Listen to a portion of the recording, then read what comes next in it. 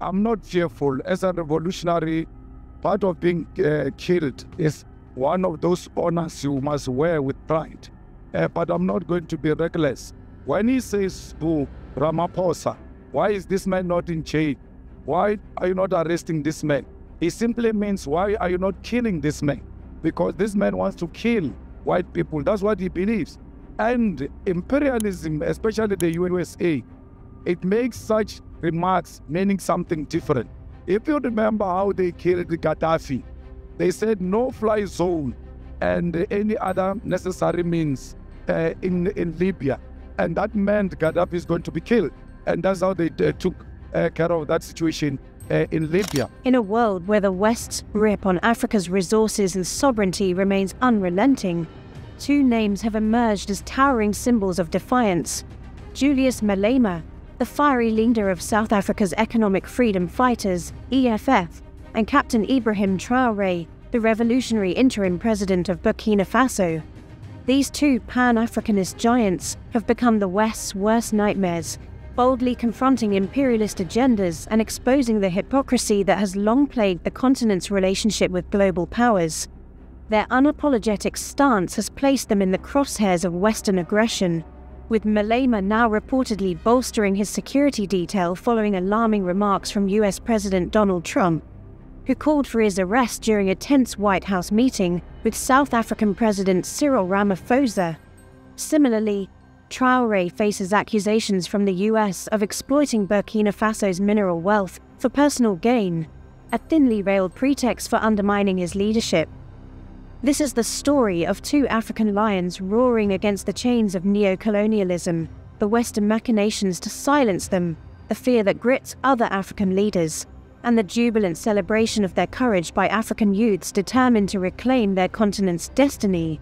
The recent White House meeting between US President Donald Trump and South African President Cyril Ramaphosa was nothing short of a diplomatic ambush.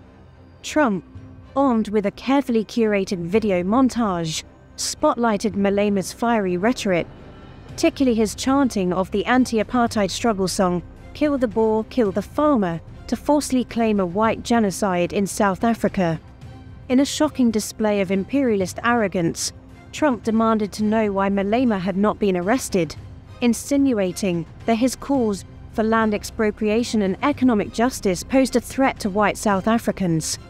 Malema, a man who has never shied away from speaking truth to power, responded with characteristic boldness in a subsequent interview. As a revolutionary, part of being killed is one of those honors you must wear with pride. But I'm not going to be reckless. When he says to Ramaphosa, why is this man not in jail? Why are you not arresting this man? He simply means, why are you not killing this man? Because this man wants to kill white people. That's what he believes. Malema's words cut through the veneer of Western diplomacy, exposing the sinister undertones of Trump's call for his arrest.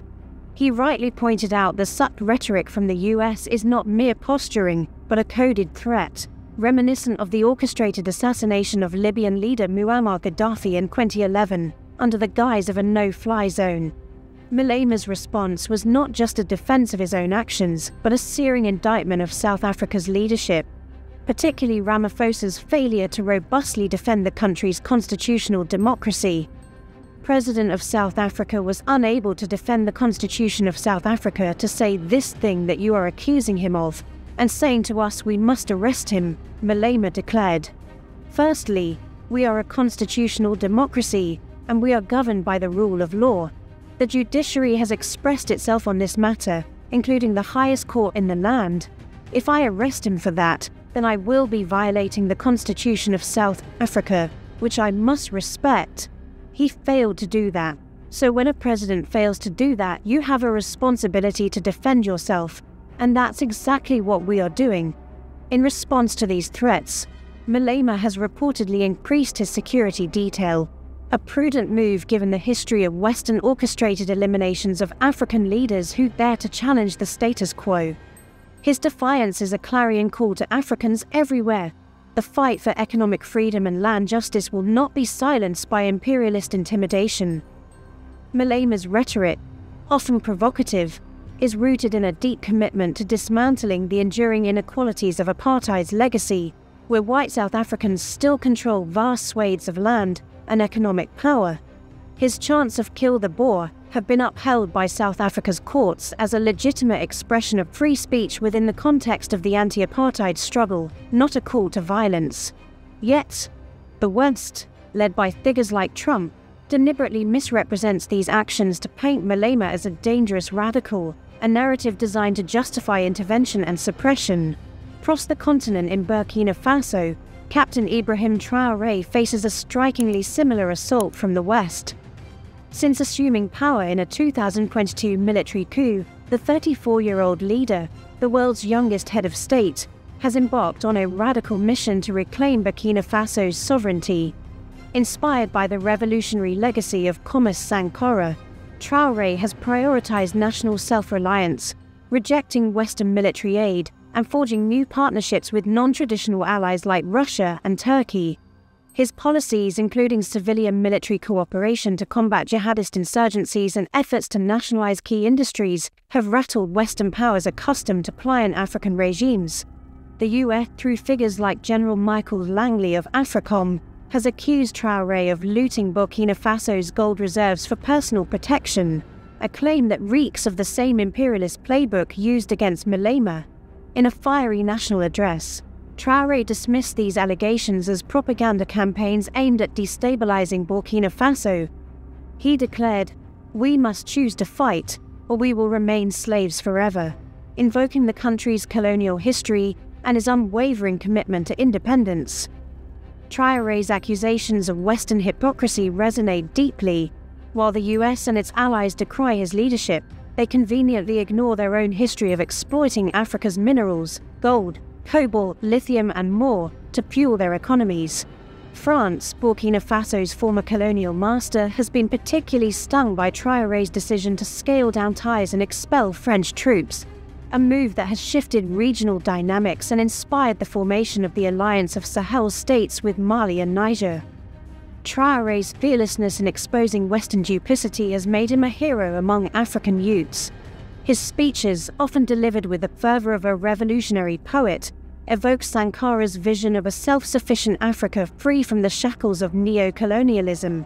"Victory will not come only from arms," Traoré has said. "It will come from unity." This message of collective resilience has galvanized young Africans who see in Traoré a leader unafraid to confront the West's predatory interests head-on. His refusal to bow to foreign pressure, even in the face of threats and allegations, mirrors Malema's own defiance, cementing their shared status as the West's most formidable adversaries. Julius Malema and Ibrahim Traoré are not just leaders, they are symbols of a resurgent Pan-Africanism that threatens the West's centuries-long exploitation of the continent. Malema's economic freedom fighters advocate for land redistribution, nationalization of key industries, and an end to Western economic dominance, policies that directly challenge the interests of global corporations and their political allies. His public statements, such as his condemnation of Trump's imperialist arrogance over South Africa's land reform, are masterclasses in revolutionary oratory. In February 2025, Malema declared, "We'll expropriate land without compensation and pursue legislative measures." His misinterpretation of the Expropriation Act is an assessment of a measure that is going to be pursued through the amendment of our constitution as South Africans, and there is nothing he can do to undermine our independence. This unwavering commitment to South Africa's sovereignty, even in the face of US threats to cut aid, underscores why Malema is a thorn in the side of Western powers. Similarly, Traoré's leadership in Burkina Faso represents a direct challenge to the West's neo-colonial framework. By prioritizing African-led solutions to security and economic challenges, he has exposed the failure of Western interventions in the Sahel, where billions in aid and military support have done little to curb insurgency or poverty. His alignment with the Alliance of Sahel states and his pivot to non-Western partners signal a broader shift in African geopolitics, one that terrifies nations like the US and France, who rely on Africa's resources to sustain their global dominance. Traoré's bold declaration, "I am not scared of dying like Gaddafi or Sankara," is a test not be cowed by threats or assassination plots. The West's fear of Malema and Traoré stems from their ability to inspire a generation of Africans to reject the status quo. Both leaders speak directly to the continent's youth, who are increasingly disillusioned with leaders who prioritize foreign interests over their own people. Malema's rallies in South Africa, often packed with young supporters chanting for economic freedom, and Traoré's grassroots initiatives in Burkina Faso, which empower civilians to defend their nation, have created a groundswell of support that transcends borders. Their message is clear. Africa's future lies in the hands of Africans, not in the boardrooms of Western capitals. The courage of Malema and Traoré stands in stark contrast to the timidity of many African leaders, who fear confronting the West due to the precarious nature of their positions. The West has a long history of orchestrating the removal of leaders who challenge its interests, from Patrice Lumumba in the Congo to Muammar Gaddafi in Libya. Economic sanctions, covert operations, and outright military interventions have been used to punish African nations that dare to assert their sovereignty. Many African leaders, reliant on Western aid, trade agreements, and political support, are acutely aware of the consequences of defiance. The African Growth and Opportunity Act, AGOA, for instance, provides preferential trade access to the US market, but comes with strings attached, including compliance with Western economic and political demands. Leaders who step out of line risk economic isolation, which can destabilize their regimes and threaten their grip on power. South Africa's Cyril Ramaphosa, for example, has been criticized for his cautious approach during the White House meeting with Trump. Despite Malema's chance being protected by South Africa's constitution, Ramaphosa failed to robustly defend the country's legal framework, instead distancing himself from Malema's rhetoric and focusing on trade concessions. This reluctance reflects a broader trend among African leaders who prioritize stability and foreign approval over confronting the West's double standards. Similarly, leaders in resource-rich nations like the Democratic Republic of Congo or Nigeria often tread carefully to avoid antagonizing Western corporations that dominate their mining and oil sectors. The fear of losing power, coupled with the allure of personal wealth and international legitimacy, keeps many African leaders in a state of subservience. While many African leaders cower, the continent's youth have found in Malema and Traoré the embodiment of their aspirations. Social media platforms like X are ablaze with praise for these leaders, with young Africans hailing them as the vanguard of a new era. Posts on X describe Malema and Traoré as speaking truth to power without apology and shaking the foundations of a racist global order. One user wrote, "Julius Malema and Ibrahim Traoré are rallying Africa against Western imperialism, uniting their voices to demand sovereignty and reject exploitation." Another declared, "The West is feeling the heat. The era of exploiting and looting Africa by the USA, UK and EU is ending. Now, we lead." These sentiments reflect a growing consciousness among African youths, who see in Malema and Traoré the courage to challenge centuries of exploitation. Malema's rallies in South Africa draw thousands of young supporters, many of whom see his calls for land reform and economic justice as a direct response to their lived realities of poverty and inequality.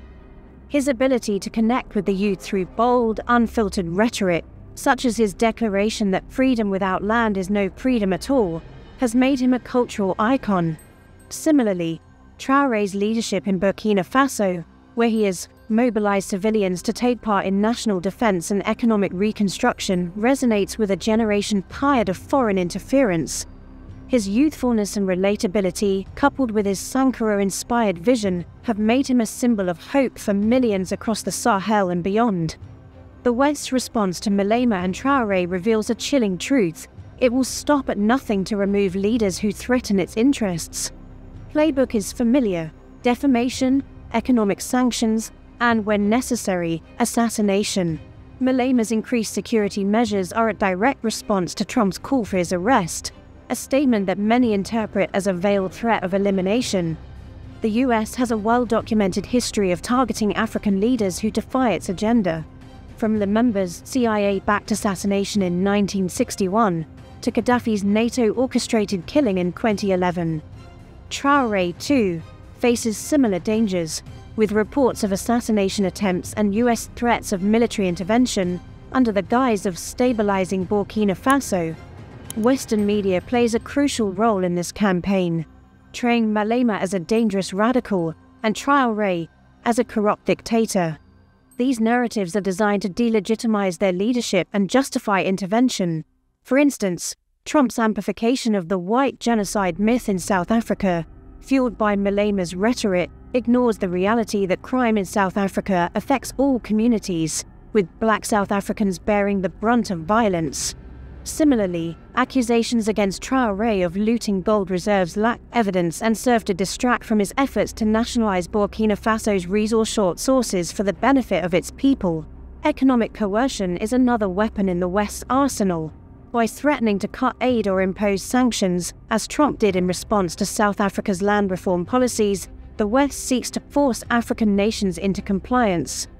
Burkina Faso's expulsion of French troops and its pivot to Russia have prompted Western powers to intensify their pressure, including through disinformation campaigns and support for opposition groups. The fear of such repercussions keeps many African leaders in line, but Malema and Traoré remain undeterred, their resolve strengthened by the support of their people. The stories of Julius Malema and Ibrahim Traoré are not just about two leaders, they are about the soul of Africa itself. Their courage in the face of Western threats embodies the spirit of Pan-Africanism, a vision of a continent united, sovereign, and free from exploitation. Malema's defiance in South Africa and Traoré's revolutionary reforms in Burkina Faso are part of a broader movement to reclaim Africa's resources, dignity, and future. They expose the West's hypocrisy, from its selective outrage over human rights to its complicity in the plunder of African minerals. They give voice to a generation that refuses to accept the status quo, inspiring millions to dream of an Africa where power lies with its people, not foreign capitals. Yet, their struggle is fraught with danger. The West's history of eliminating African revolutionaries is a stark reminder of the stakes. Malema's decision to bolster his security and Traoré's vigilance against assassination plots reflect the harsh realities of their fight, but their refusal to back down sends a powerful message. Africa will no longer be silenced. As Malema declared, "We will not agree to compromise our political principles on land expropriation without compensation for political expediency," and as Traoré vowed, "We either agree to fight for our country, or we remain slaves forever." African youths must rally behind these leaders, not just in admiration, but in action.